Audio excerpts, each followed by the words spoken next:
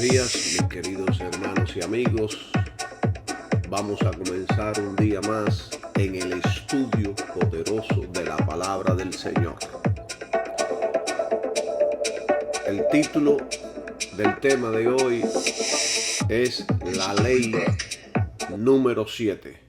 Ya hemos dado 6 estudios sobre la ley de Dios y la ley del hombre. Hemos cubierto bastante, hemos explicado bastante para que quede claro la relación que la ley tiene con el hombre. Y estos estudios son necesarios y muy importantes. Siempre en el cuerpo del Señor Jesucristo ha existido una gran confusión sobre todos estos tópicos. Y en estas épocas que nos han tocado vivir, hay una corriente muy fuerte dentro del pueblo de Dios que rechaza cualquier relación entre la ley y el cristiano. Y está por el otro lado la otra corriente que pretende que el cristiano se someta a la ley de Dios como un medio adicional para la salvación. Pero ambos extremos son antibíblicos. La ley de Dios es la expresión en la palabra de Dios de la santidad y el carácter de Dios, la cual no ha cambiado con el tiempo ni tampoco cambiará. En la palabra de Dios está expreso el carácter de Dios. Por supuesto, mis queridos hermanos y amigos, que el creyente tiene una relación con la ley de Dios. Pero esta relación debe estar fundada en la obra de Cristo en la cruz. Aparte de la obra de Cristo, sin Cristo en el corazón, la ley solo nos puede maldecir, condenar y matar. Sin Cristo en el corazón, la ley sería un estorbo, una carga, una maldición para nuestras vidas. Este es el estudio número 7 de este gran tema sobre la ley. Hoy vamos a profundizar un poco más de lo que hemos profundizado en el pasado referente a la ley. Oro para que Dios, el Espíritu Santo, me capacite, me dé palabra, me dé denuedo, me dé revelación sobre todos estos estudios que estamos enseñando. Gloria sea el nombre del Señor Jesús. Romanos capítulo 6, versículo 15, dice, y este es uno de los versículos que usan aquellos que dicen que ya no estamos bajo ninguna ley. Dice, ¿qué pues? ¿Pecaremos porque no estamos bajo la ley, sino bajo la gracia? En ninguna manera. Si interpretamos este versículo individualmente, separado del contexto y separado de todo el panorama de Romanos, llegaríamos a la conclusión de que la ley fue eliminada totalmente. Pero aquí en Romanos está hablando de el medio de justificación, el medio por el cual uno alcanza la justicia, la santidad, el perdón y la limpieza de nuestros pecados. La frase que dice porque no estamos bajo la ley sino bajo la gracia. Esto no significa, como muchos han interpretado, de que Dios con la venida de Cristo abrogó, quitó y eliminó su ley moral. Nada de eso. Todo lo contrario. Es todo lo contrario. La ley es buena, santa y justa. Y con la venida del Señor Jesucristo se establece aún más la ley de Dios. Romanos 3:31 dice, entonces, ¿invalidamos la ley por la fe? Responde Pablo, en ninguna manera. Y escuche la frase final, antes bien confirmamos la ley. Esto está poderoso. Si usted va a la Nueva Traducción Viviente, ahí le va a dar el significado correcto de este versículo.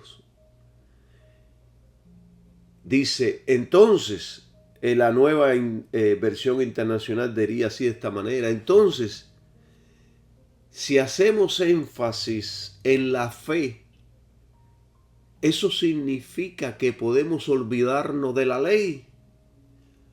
Por supuesto que no. De hecho, solo cuando tenemos fe, cumplimos verdaderamente la ley. Esto está poderoso, porque por medio de la fe en Cristo, el creyente recibe el poder para poder vivir conforme al estándar de justicia de la ley. La ley siempre señalaba el sacrificio de Cristo. En Cristo y solo en su sacrificio es que se recibe la justificación. En Cristo es que se recibe el poder para poder cumplir la ley. Es ahí donde el Espíritu Santo viene en nuestra ayuda, capacitándonos, dándonos poder, dándonos fuerza, sometiendo la naturaleza pecaminosa para que podamos ser cristianos que caminemos en rectitud, en honradez, en santidad. La ley nos dio el poder para que podamos ser santos, pero la gracia en Cristo Jesús tenemos toda la ayuda de Dios para poder caminar en santidad. O sea que cuando creemos en Jesucristo y aceptamos a Jesucristo, la ley se hace una realidad en nuestras vidas. Es cuando podemos cumplir verdaderamente la ley de Dios. Hay algo poderoso que nos enseñó el Señor Jesucristo en Mateo 5:17, que dice ahí en la prédica del Sermón del Monte, una de las prédicas y enseñanzas más poderosas que jamás alguien haya oído. Y ahí en Mateo 5:17, él dijo, no penséis que he venido para abrogar la ley o los profetas. No he venido para abrogar, sino para cumplir. Esto son palabras directas de nuestro Señor Jesucristo cuando estuvo aquí en esta tierra ministrando. Uno de sus, creo que fue el primer sermón o uno de sus sermones más amplios y más importantes. Y esta declaración es súper poderosa y no podemos ignorar sus palabras.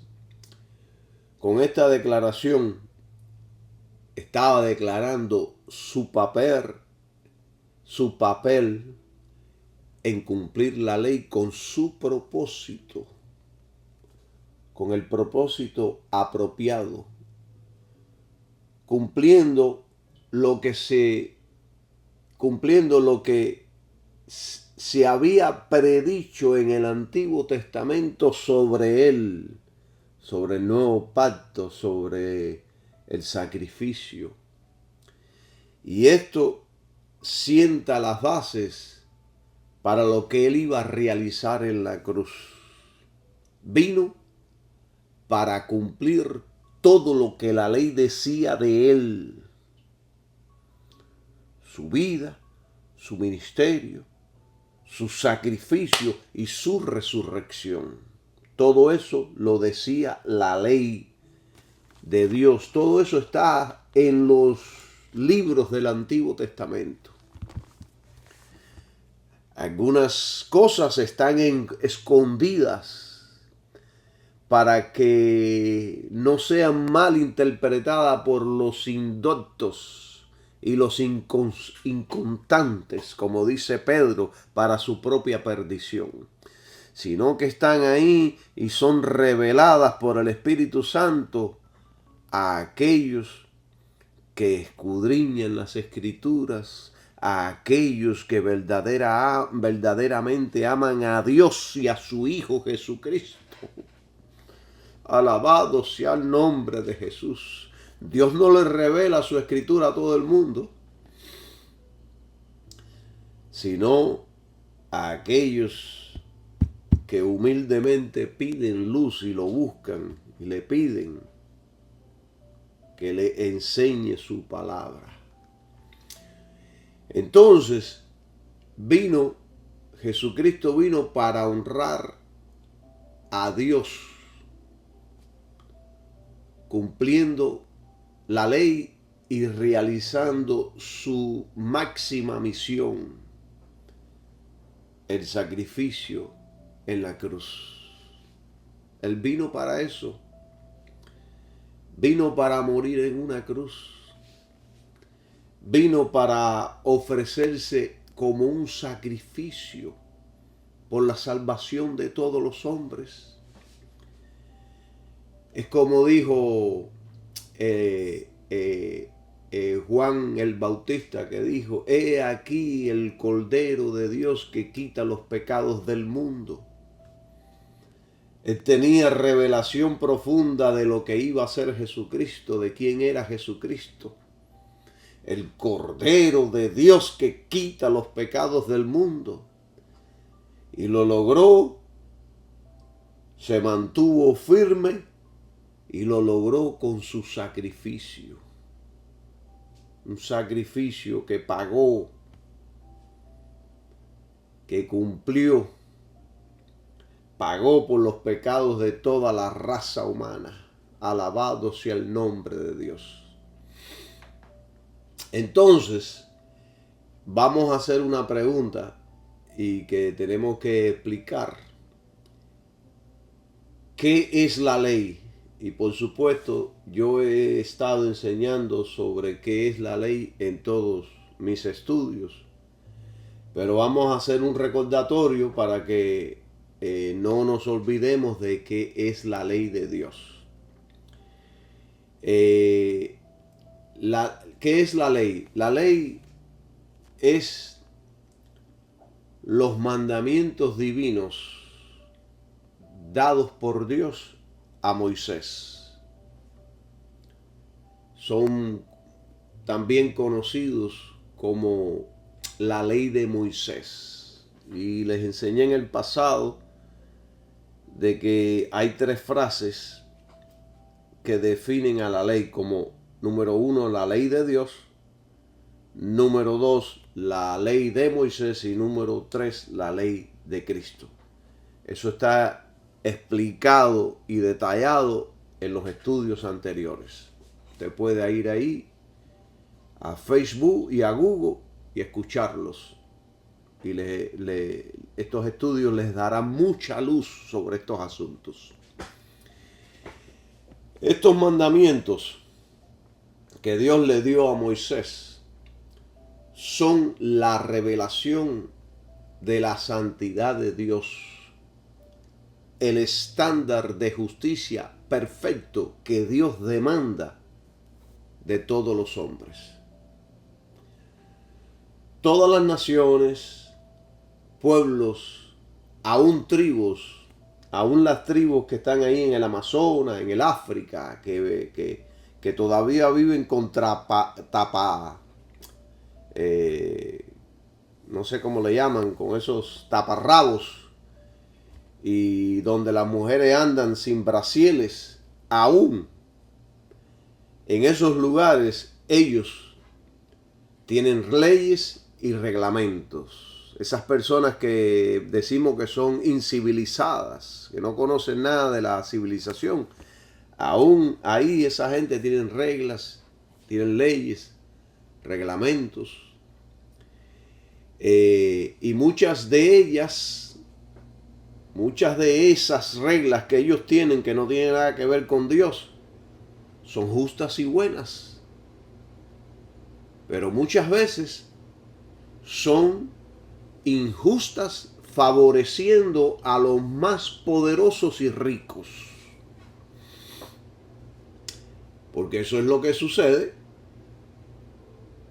especialmente con la ley del hombre. A veces se inclina y a veces la ley favorece a aquel que es rico, que es poderoso, que tiene influencia. Es como decimos nosotros los cubanos, que tiene palanca. Pero, sin embargo, la ley de Dios en estos sentidos es justa, equitativa, sin acepción de personas, suple cada área de la vida del pueblo escogido de Dios. Y era y es, espero que sea hoy en la actualidad, la constitución del pueblo escogido por Dios.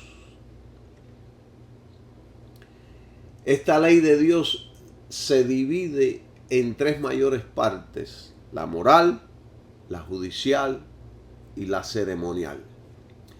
Y ya explicamos que la moral está condensada en los 10 mandamientos, se lo expliqué en los últimos estudios.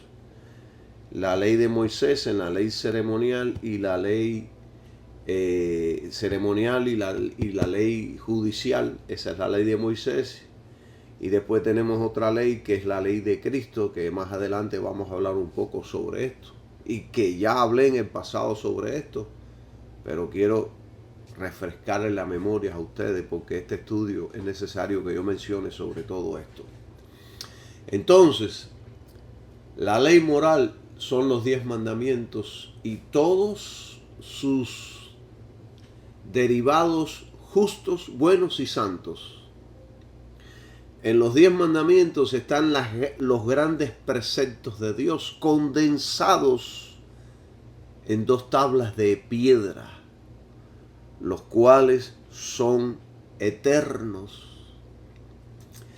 Estos mandamientos son el fundamento de nuestra relación con Dios y el prójimo. Ellos nos enseñan cómo vivir moral y honestamente ante Dios. Y todo lo que nos enseña a vivir bien, honesta, correctamente, es bueno. Es bueno que lo estudiemos, es bueno que lo asimilemos. Y Cristo, especialmente Cristo, amó la ley profundamente. de tal manera que cumplió todos sus preceptos a perfección. Si Cristo amó la ley de tal manera, nosotros también debemos amarla. ¿No dice la Biblia que debemos imitar a Cristo, que debemos poner nuestros ojos en Cristo, que debemos andar como Él anduvo? Primera de Juan 2:6 dice, el que dice que permanece en Él debe andar como Él anduvo. Y en Primera de Pedro 2:22 dice, Él nunca pecó, jamás engañó a nadie. Nunca pecó. Era perfecto. Siempre honró la ley de Dios.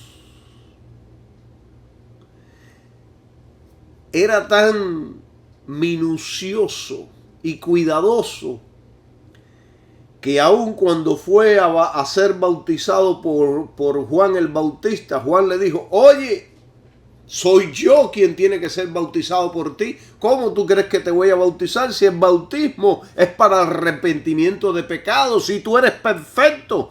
Por supuesto, yo estoy agregando cosas aquí que no dijo Juan, pero que nos dan la idea de que eso precisamente es lo que estaba pensando Juan. Y Cristo le dijo, es necesario cumplir con toda justicia la ley de Dios. El criterio del bien y del mal se estableció miles de años atrás y ellos siguen en pie, sólidos, son como una roca, son como el monte de Sión, dice la Biblia, que permanece. Es como una roca inmovible. Nada le puede hacer competencia. Ninguna ley humana tiene el alcance de la ley moral de Dios. Porque es perfecta, divina, justa y buena. La ley cumple su propósito. Señalar lo que es pecado y enseñarnos la justicia, lo correcto, el bien, lo que Dios le agrada. La ley es la expresión de su voluntad revelada. Es el estándar de justicia que Dios demanda de todos los seres humanos. Así que cuando leemos la ley, estamos leyendo como si fuera un espejo donde se está reflejando lo que somos. Bendecido el nombre de Jesús. Entonces, está la ley judicial, que es el sistema que regula el comportamiento de los individuos. Era como explicaba y enseñaba cómo debían conducirse unos con otros. Enseña que era permitido o prohibido. Da instrucciones claras protegiendo la seguridad de la justicia y el orden social de la nación. Miren, mis amados hermanos, entienda algo por favor, que no existe sistema más perfecto que este para regular el comportamiento y el estilo de vida del pueblo de Dios. Por supuesto que algunos de estos mandamientos eran duros y crueles. Pero note algo, no para el obediente, no para el buen ciudadano, no para los rectos, sino para los impíos, los corruptos y abominables. Porque allá en Juan, el apóstol Juan dijo, y no recuerdo la cita, más adelante voy a hablar sobre esto, no en este estudio, sino en otros estudios, que la ley no fue dada para los justos, sino para los impíos, los abominables, los patricidas, los homicidas, y etcétera, etcétera. Ahí habla. Usted puede ir a buscarlo y puede leerlo. Quiere decir que la ley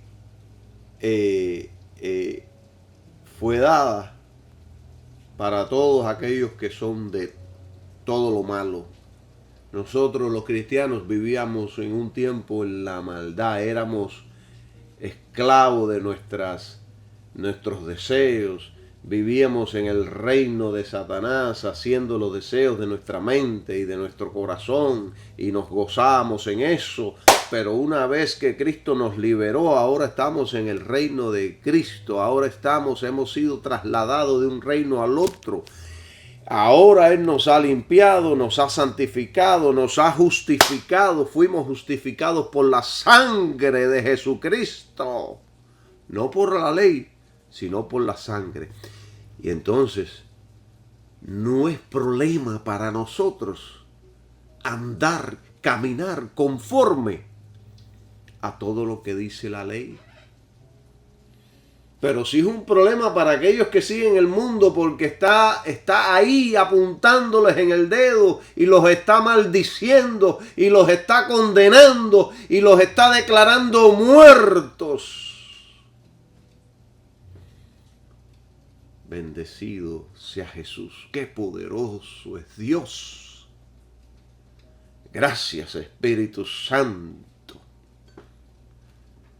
Gracias, Padre, por el Espíritu Santo que nos enseña y nos revela y nos instruye y nos da osadía para predicar todo esto y denuedo para predicar todo esto. Gloria sea el nombre de Jesús.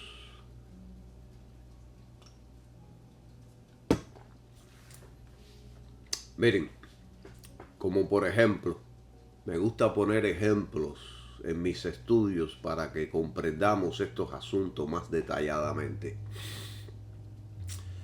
La ley judicial sentenciaba con la muerte a los homosexuales, a los falsos profetas, a los que cometían adulterio y un gran número de cosas más. La lista es amplia. Todo esto regulaba y protegía a la nación. Fíjense si esto es importante, que una nación sin ley termina en la ruina. Las inmoralidades han destruido a familias, a ciudades y naciones. Yo conocí una historia, y esto es una historia triste, pero la voy a dar como un ejemplo para que podamos entender lo que hace las inmoralidades. Conocí una historia aquí en el sur de Miami. Un hombre con su esposa y 2 niñas. Y a este hombre no sé lo que le pasó, se le cruzó los cables y violó a su niña de 7 años. Y ahí, y cuando todo salió a la luz, ¿qué hizo? Mató a la esposa, mató a sus 2 hijas y después se metió un balazo y se mató. Eso es lo que produce las inmoralidades. Destruyó a una familia completa. Las inmoralidades empiezan de a poquito y después crecen y destruyen.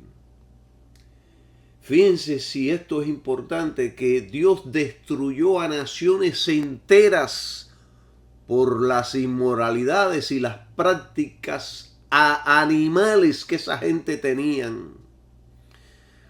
Hubo naciones que Dios destruyó que aún tomaban a sus pequeños hijos vivos y se los ofrecían a dioses y los quemaban como incienso a esos dioses. Y por un montón de cosas más que practicaban, que Dios veía y tenía que descender y destruir a toda esa generación.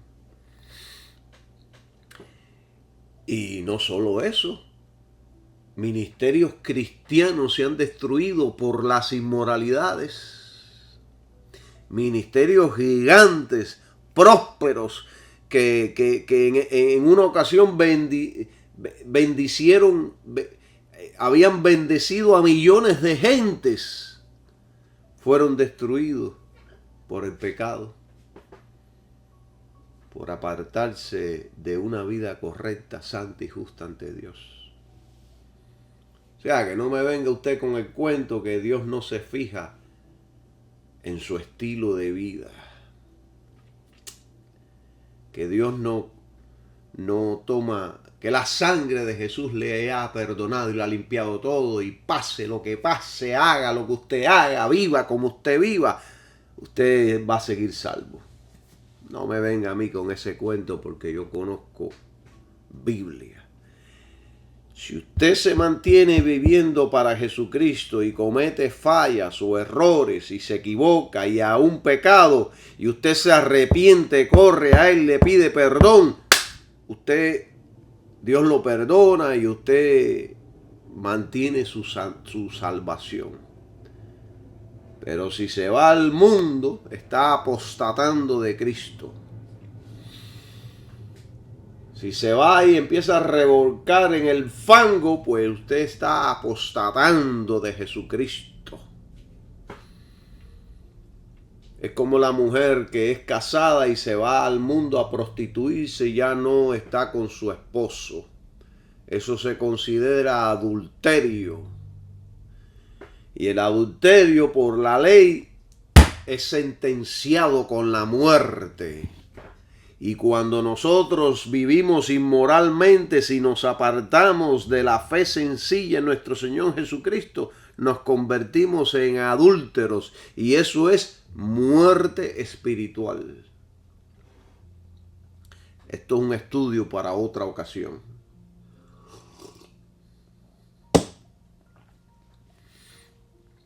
¿Entienden? Gran parte de la nación, hermanos, de la nación de Israel fue idólatra, fornicaria, adúltera e impía. Pero siempre Dios se reservó un remanente que se mantuvo honrando la ley, sirviendo a Dios en amor. Aunque con fallas, porque eran hombres, cometían a veces pecados, fallas, como fue el caso de Abraham, el caso de David, el caso y puedo seguir mencionando unos cuantos que no me vienen a la mente ahora, pero eran genuinos en sus corazones. Cuando pecaban o le fallaban a Dios, corrían a los sacrificios para que sus pecados fueran lavados y limpiados. Y se llenaban de cenizas y se arrepentían ahí delante de Dios. Eran genuinos en sus convicciones. Amaban a Dios realmente. Bueno, después está la ley ceremonial. Fíjense que ya hemos cubrido 2 puntos: la ley moral, la ley de Moisés. Ahora vamos a cubrir esta ley ceremonial, que también está ahí incluida en la ley de Moisés. ¿Entienden? Entonces, Y hablamos también de lo que es la ley judicial. La ley judicial. Ahora vamos a ampliar un poquito en lo que es la ley ceremonial. Esta ley era la de los ritos, las ceremonias, las fiestas, los sacrificios y el sistema de adoración que tenía Israel. El centro de todo esto era la idea final de un sacrificio. Sin los sacrificios que habían sido prescritos por Dios, Israel hubiera sido destruido. Ahora bien, esos sacrificios eran temporales, porque ellos apuntaban, señalaban al perfecto sacrificio, el Hijo de Dios. Eran un tipo de lo que Jesucristo iba a realizar. No voy a entrar en detalles sobre los sacrificios, pero esto es un tema poderoso que usted lo puede aprender allá en Hebreos y en Levítico.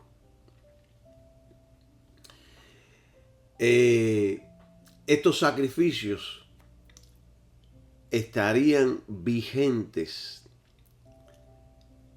hasta el perfecto sacrificio, el Redentor, el Señor Jesucristo. De hecho, con el sacrificio de Cristo cesaron todos los sacrificios por la nación de Israel. Creo que la nación de Israel, después del sacrificio de Cristo, ellos tuvieron hasta el año 70.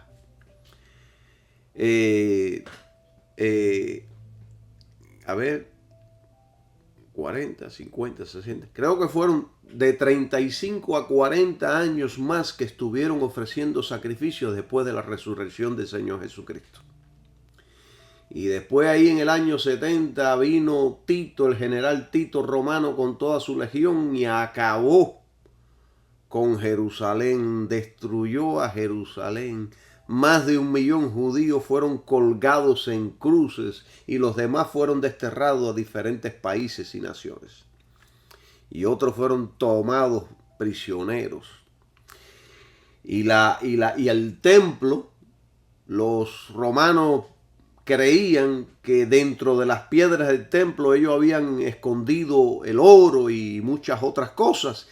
Y removieron piedra sobre piedra del templo, cumpliéndose la profecía que Jesucristo había dicho, que no quedará piedra sobre piedra que no sea removida. Y entonces, desde ese entonces, el pueblo de Israel no ha podido sacrificar animales, no ha podido tener un templo donde se lleven a cabo todos los ritos y sacrificios y reglamentos y estatutos que se hablan ahí en el Antiguo Testamento. De hecho, con el sacrificio de Cristo cesó todo eso. Es como si Dios cerrara judicialmente este sistema con el sacrificio de Cristo.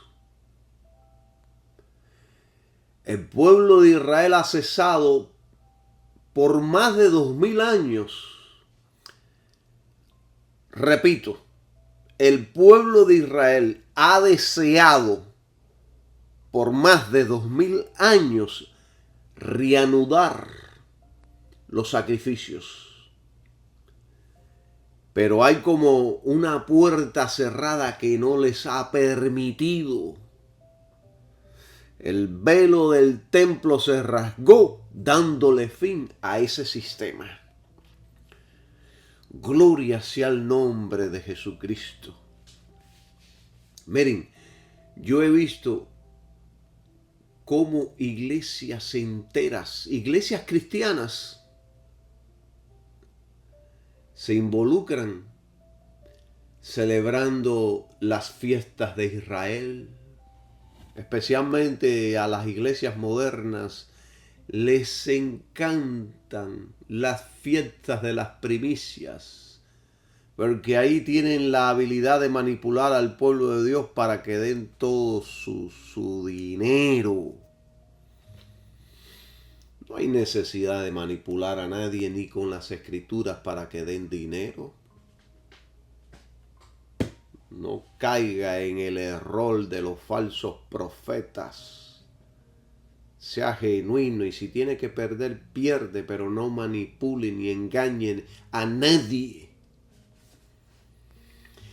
Entonces, yo he visto cómo iglesias enteras se han involucrado en todas estas prácticas judías. Algunos comienzan a vestir como los judíos, a hablar como los judíos y a practicar los ritos judíos. Y hay cristianos que han llegado tanto a los extremos que se han circuncidado para honrar el rito de la circuncisión.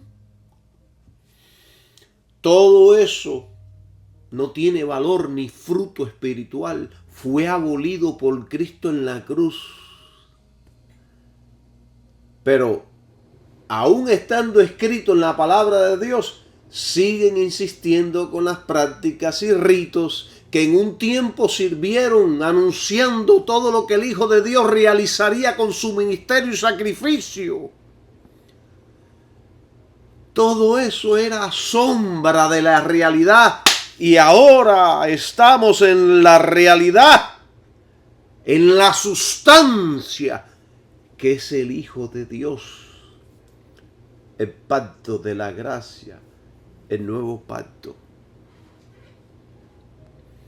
Ya salimos de lo antiguo, ahora estamos en lo nuevo. Salimos del pasado, ahora estamos en el futuro. Ahora estamos en el mismo Hijo de Dios, la sustancia de Dios. La misma imagen de Dios, en el cual se encuentra toda la plenitud de Dios. Alabado sea el nombre de Jesús. Por supuesto que la ley tiene mucho poder. La ley es poderosa, es divina, es del cielo, es de Dios. La ley, el poder de la ley es grande y poderoso. No pensemos que la ley no tiene poder. La ley se dio, la ley se añadió a la gracia. La ley se añadió a la humanidad. Que para mostrarle a la humanidad que nadie puede vivir de acuerdo con el estándar de justicia que Dios demanda. Pero también se dio para mostrarle al hombre lo que es pecado, lo tan pecador que es y que le es imposible vivir de acuerdo al estándar que Dios demanda para el hombre. Toda la ley debe ser obedecida a la perfección. Desobedecer uno de sus mandamientos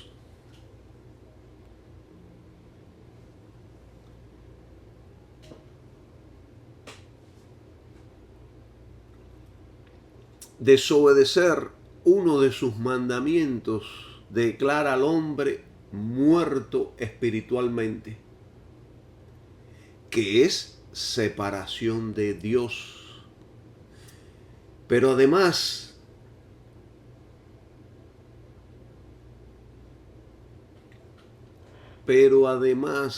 en el pasado, violar uno de estos mandamientos sentenciaba con la muerte física. Todo esto demostró la incapacidad para el hombre de alcanzar la santidad por los esfuerzos personales. Nadie puede ser santo por esfuerzos personales, por esfuerzos humanos. La santidad viene de Dios. Y para más información sobre la santidad, vaya a mi página de Facebook y de Google, y allí están todos los estudios sobre la santidad. Miren, mis amados hermanos, la ley sirvió y sirve como un espejo que refleja el carácter impío y malo del ser humano. La ley no le dio el poder a nadie para poder cumplir sus demandas. Y esta parte débil de la ley, y no es una debilidad, sino que fue diseñada de esta manera por la divinidad. Esta parte fue diseñada así para mostrarnos la necesidad de un Salvador, un Redentor, uno que nos diera el poder, la habilidad de poder cumplir con los requerimientos de Dios. Y ahí, en esa necesidad, es donde se nos presenta a Cristo, quien nos puede salvar y dar el poder que necesitamos para vivir de acuerdo con el estándar que Dios demanda en su ley. ¡Qué poderoso es el Señor! ¡Qué poderosa es su palabra! Es muy poderosa.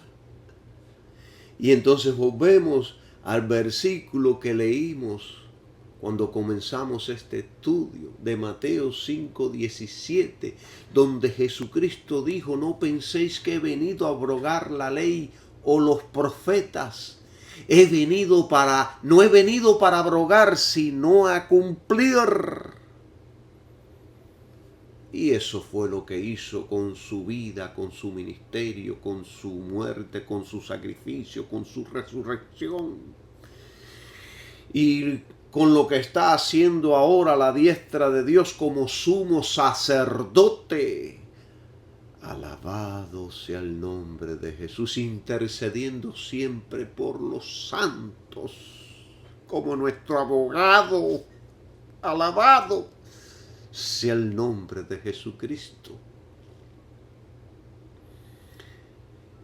Jesús, en este versículo, dio una declaración poderosa. Él no vino a abrogar la ley o los profetas, sino a cumplir. Los judíos habían acusado a Cristo de que no cumplía la ley, pero Jesús de principio a fin siempre honró y cumplió la ley.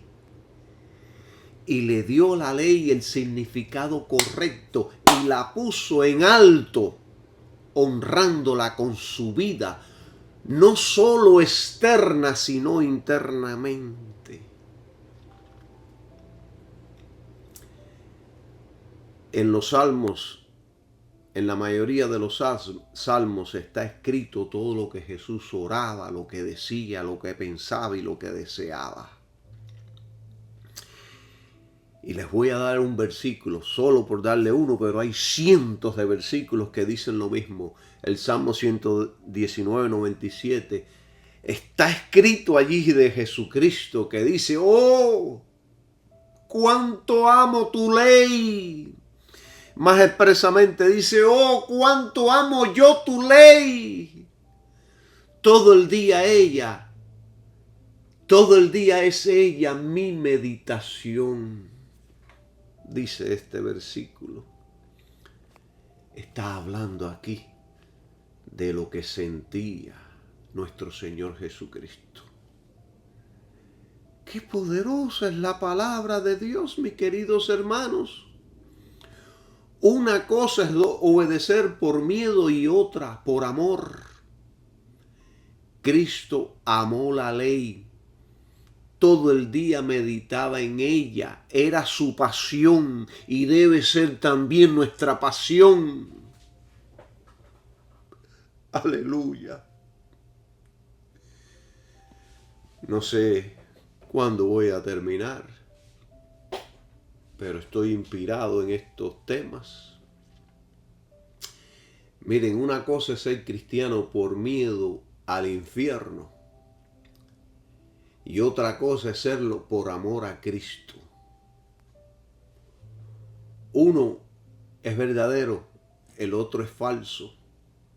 El creyente verdadero ama la ley, medita en ella, se goza, se deleita al estudiar y oír de la ley. Y las palabras de Cristo tienen un significado profundo y poderoso porque Él dijo ahí expresamente, vine a cumplir. Jesús cumplió, obedeció todos los requerimientos de la ley al vivir una vida santa conforme a toda la ley, conforme a todos sus preceptos y requerimientos. Cristo cumplió la ley al revelar su significado. Él trajo a la luz el significado total de la ley. Y la explicó y la enseñó correctamente cómo debemos interpretarla. Léase Mateo 5, 6 y 7 y ahí está toda la corrección que él hizo de la ley. Él cumplió la total revelación de la voluntad de Dios. Jesús fue rigurosamente obediente a todos los mandamientos, aún los más pequeños. Nadie podía acusarlo de violar la ley. Y en una ocasión dijo, ¿quién de vosotros me redarguye de pecado? Esto no es fácil decirlo. Esto no lo pueden decir los hombres. Y en la Nueva Traducción Viviente diría así, ¿quién de ustedes puede con toda sinceridad acusarme de pecado? Jesús nunca pecó. Vivió de acuerdo con todos sus preceptos y honró toda jota y toda tilde, que son las letras más pequeñas del alfabeto.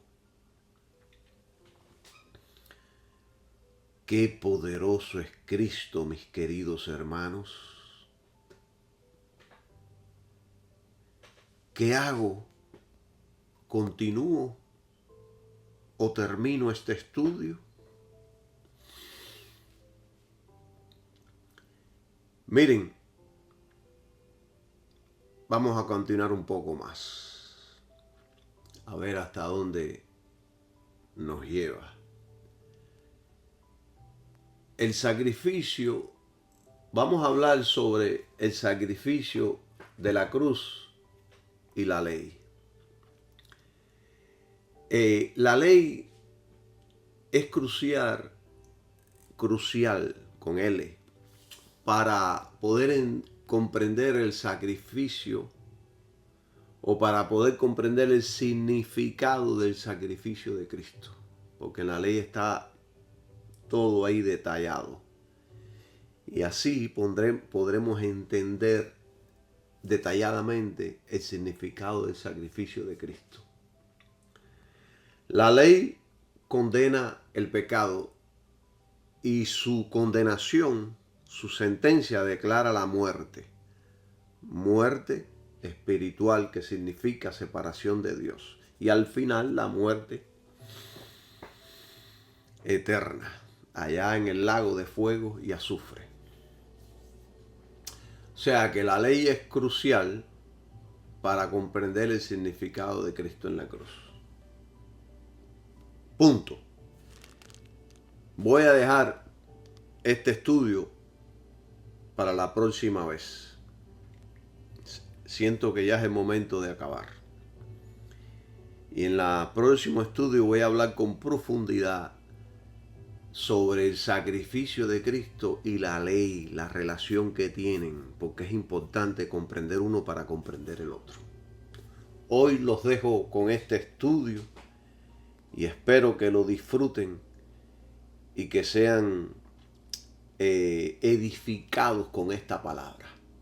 Bendiciones para todos y que tengan un maravilloso día. ¡Amén!